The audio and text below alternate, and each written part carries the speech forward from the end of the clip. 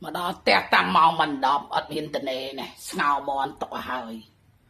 có mọi đó nhìn nhảy ngao mòn tộc hơi ở thực chết đã cho tụt cọ đó lực sai mong này mòn pi nâng pi cái lô cái là mòn rùa nhưng mà đại bờ mòn bay sạt tê nhom thọp thử tộc cá nhom tình mòn rùa mà cái lô pi mơn bay pòn hay ở kịch bầu tới cái mòn pi nâng ọp ra mũi mơn này ngao hơi này kho chừng chú chỉ mũi spay chu đồn ta chỗ chật ấy thưa là dây nhóm mày nhóm chỗ chật nè spay chu nên đi mà cái lồng bờ pòn tình máu tram tập việc bạc chít chu này chừng chú luôn này tại nhóm muốn làm kho cứ nhóm mà cho đâm tập sọc lại thum chú sọc đậm bờ này tới miền bờ thum chú này món peយើងស្ងោរគុំប្រើភ្លើងខ្លាំងពេកដាក់ភ្លើងតិចតិចចឹងដើម្បីឲ្យវាឆ្អិនដល់ក្នុងកាលណាយើងប្រើភ្លើងខ្លាំងវាប្រេះស្បែកវាអត់ស្អាតណានេះឃើញស្អាតឃើញទេពេលទឹកពុះដាក់មន់ចូលហើយពេលពុះយើងក៏ថយហ្គាសបើករឹមហ្នឹង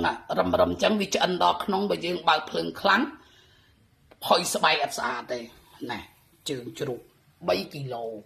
ស្ពៃជូរ3គីឡូខ្ញុំខជើងជ្រូកឲ្យហើយមន់ស្ងោរហើយនៅស្រុកខ្ញុំឲ្យមីងខ្ញុំដាំបាយទុកទៅហើយសាច់ជ្រូកឆាមសួរឆាមមីខ្ញុំក៏ច្រាំពីពេញទាំងអស់សាច់ជ្រូកឆាមសួរហើយនឹងសាច់ជ្រូកឆាមីខ្ញុំធ្វើពីពេញទាំងអស់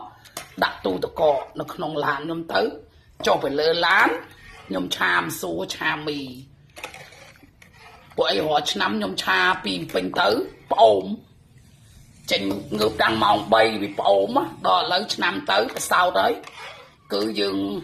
ធ្វើសាច់ធ្វើបន្លែវេហើយហ្មងទៅដល់ឆាហ្មង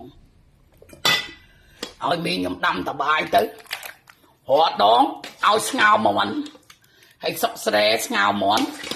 មិនធ្វើខ្លួនឯងទេប្រើកូនធ្វើពុះអាចចាំខ្នងហើយសែនមិនកើតឥ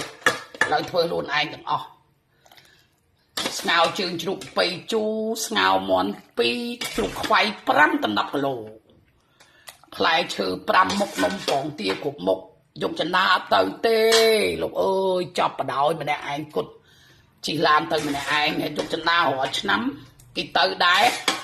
គេជួយដឹកជ្រូកខ្វៃនៅស្វាយរៀងដល់ឥឡូវឆ្នាំហ្នឹងគេអត់ទៅគេថាមិនត្បូងថាទៅឥ